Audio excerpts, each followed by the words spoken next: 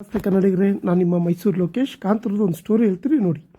Kantara chapter 1ರಲ್ಲಿ ರಿಷಬ್ ಶೆಟ್ಟಿ ಕೊನೆ scene ಇದೆ. ಶಿವಲಿಂಗವಿರುವ ಜಾಗಕ್ಕೆ ಬಂದಾಗ ಬ್ರಹ್ಮ ರಾಕ್ಷಸ ಕೈಯಲ್ಲಿ ಕೂದಲು ಹಿಡಿದು ನೇರ ಮಾಡುತ್ತಿರುತ್ತಾನೆ.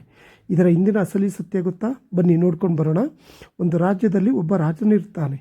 ಅವನು ಹೇಳಿದ ಸರಿಯಾದ ಕೆಲಸ ಮಾಡಲು ಜನರಿರುವುದಿಲ್ಲ. ಅದಕ್ಕೋಸ್ಕರ ತಪಸ್ಸು ಮಾಡ್ತಾನೆ.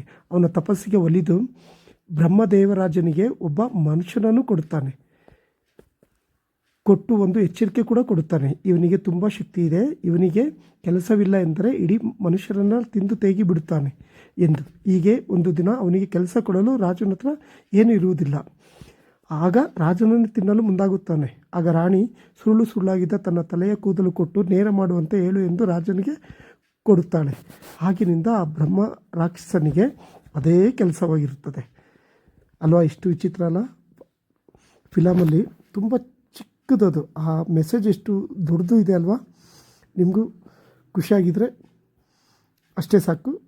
ಓಕೆ, ಬಾಯ್ ಕನ್ನಡಿಗರೇ. ಫಿಲಮ್ ನೋಡಿದಾಗ ಅದ್ರ ಬಗ್ಗೆ ನಿಮ್ಗೆ ಗೊತ್ತಾಗುತ್ತೆ. ಫಿಲಮ್ ನೋಡಿದರೆ ಅದ್ರ ಬಗ್ಗೆ ತಿಳ್ಕೊಳ್ಳಿ. ಓಕೆ, ಬಾಯ್.